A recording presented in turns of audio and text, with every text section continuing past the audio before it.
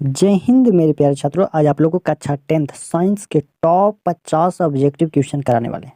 2025 में final board के exam देने वाले हैं, तो प्लीज़ ये वीडियो को जरूर देखिए और चैनल पर नए हैं तो जरूर सब्सक्राइब कर लीजिए। एनसीईआरटी का सारा ऑब्जेक्टिव क्वेश्चन है, वीवीआई इंपॉर्टेंट क्वेश्चन। चलिए प्रश्न में देखिए। 1 नंबर प्रश्न कई बार पूछा गया कि किसी वस्तु का प्रतिबिंब आँख के जिस भाग पर पड़ता है वह कहलाता है। कॉर्निया के रेटिना की पुतली की आइरिस। तो आप लोग याद रखिएगा रेटिना या दृष्टिपटल। रेटिना या दृष्टिपटल बिल्कुल करेक्ट आंसर हो जाएगा। चलिए दूसरा कह रहा है कि एक स्वस्थ आँख के लिए स्पष्ट दृष्टि की अधिकतम दूरी कितना होना चाहिए। तो आप लोग याद रखिएगा अनंत होता है। कितना होता है? अनंत होता है। अगर न्यूनतम बोले तो 25 सेंटीमीटर होगा, अगर अधिकतम बोले तो आप लोग याद रखिएगा अनंत होगा। चलिए 3 नंबर प्रश्न करा कि आँख व्यवहार होता है। आँख व्यवहार होता है अवतल दर्पण की तरह, कि उत्तल लेंस की तरह, कि समतल दर्पण की तरह, कि इनमें से कोई नहीं। तो आप लोग याद रखिए उत्तल लेंस की तरह। चलिए 4 नंबर प्रश्न क्या करा है कि स्थिर विद्युत में आवेश, स्थिर विद्युत में आवेश। तो आप लोग याद रखिएगा विराम अवस्था में रहते हैं। विराम अवस्था बिल्कुल करेक्ट आंसर हो जाएगा। 5 नंबर प्रश्न करा विद्युत धारा विद्युत में आवेश रहते हैं। करा कि धारा विद्युत में आवेश रहते हैं विस्थापन में, गति की अवस्था में, कि किसी भी अवस्था में रह सकते हैं, कि इनमें से कोई नहीं। तो आप लोग याद रखिएगा गति की अवस्था में। चलिए 6 नंबर प्रश्न का आप लोग कमेंट कीजिए ऊर्जा का ऐसा मात्रा क्या होता है। प्लीज़ आप लोग कमेंट कीजिए प्रश्न नंबर 6। चलिए प्रश्न नंबर 7 क्या करा कि आवेश का मात्रक क्या होता है। तो आवेश का ऐसा मात्रक होता है कूलम। हाँ, आवेश का ऐसा मात्रक कूलम होता है।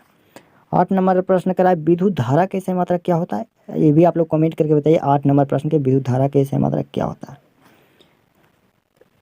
9 नंबर प्रश्न करा विद्युत शक्ति का ऐसा मात्रक क्या होता है। तो विद्युत शक्ति का ऐसा मात्रक वाट होता है। विद्युत शक्ति का ऐसा मात्रक वाट होता है। चलिए 10 नंबर प्रश्न करा 1 किलोवाट घंटा का व्यवहारिक मात्रक क्या होता है। तो आप लोग याद रखिएगा यूनिट होता है। क्या होता है? यूनिट। बिल्कुल करेक्ट आंसर हो जाएगा। तो ये भी बड़ा बड़ा क्वेश्चन वहीं आप लोग को करवा देंगे। चलिए देखिए 13 नंबर प्रश्न करा है कि दक्षिण हस्त अंगूठा नियम नियम से अंगूठा किस दिशा को इंगित करता है। हाँ, अंगुष्ठ। तो आप लोग याद रखिए धारा की दिशा को। धारा की दिशा बिल्कुल करेक्ट आंसर हो जाएगा। चलिए जो भी क्वेश्चन छोटा छोटा वहीं करवा देते हैं। हाँ, विभक्त वलय का उपयोग किस उपकरण में किया जाता है। तो आप लोग याद रखिएगा विद्युत मोटर में। एनसीईआरटी बुक का सारा ऑब्जेक्टिव क्वेश्चन है। चलिए अगला प्रश्न करा है कि इनमें कौन एक दूसरे से अलग है। इनमें कौन एक दूसरे से अलग है। जूल की किलोवाट घंटा की आर्ग की वाट। तो आप लोग याद रखिए वाट।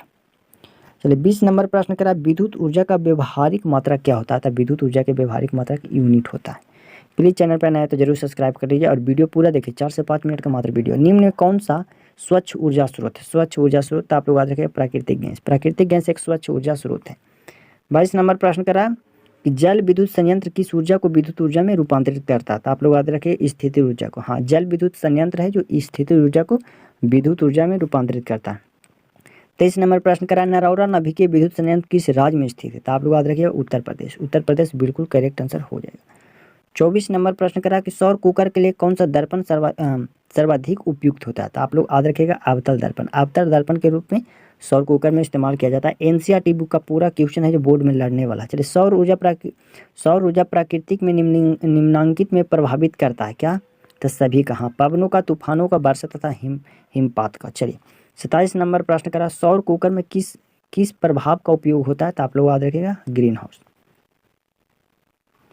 चलिए 29 नंबर प्रश्न करा कि ऊर्जा के नाभिकीय स्रोत ऊर्जा के अनवीकरणीय स्रोत क्या है। पवन, कि कोयला, कि जल, कि सूर्य। तो आप लोग याद रखिएगा कोयला। चलिए 30 नंबर प्रश्न करा कि सूर्य से ऊर्जा का स्रोत। एनसीईआरटी का सारा क्वेश्चन है एमवीवीआई। प्लीज वीडियो को जरूर पूरा देखिए। सूर्य की ऊर्जा का स्रोत क्या है। तो आप लोग याद रखिएगा नाभिकीय संलग्न। हाँ, सूर्य के ऊर्जा का स्रोत है नाभिकीय संलग्न। 31 नंबर प्रश्न करा कि अमोनिया क्लोराइड का जलीय विलयन होगा। तो आप लोग याद रखिए अम्लीय होता है। चलिए आप लोग 32 नंबर प्रश्न के कमेंट कीजिए अम्ल का मान होता है। आप लोग अम्ल का मान क्या होता है। 7 से कम होता है। पीएच मान कि 7 से अधिक होता है, कि 7 होता है, कि 14। आप लोग कमेंट करके जरूर बताइए। 33 नंबर प्रश्न करा संगमरमर का रासायनिक सूत्र क्या होता है। तो आप लोग याद रखिए CaCO3 होता है। 34 नंबर प्रश्न करा निम्नलिखित में कौन सा विजातीय यौगिक है। तो आप लोग याद रखिए हाँ प्लास्टर ऑफ पेरिस। चलिए हाँ 35 नंबर प्रश्न करा है कि हमारे शरीर में पीएच के कितने परास के बीच कार्य करता है। हाँ, हमारे शरीर में। तो आप लोग याद रखिएगा 7.0 से लेकर 7.8 के बीच।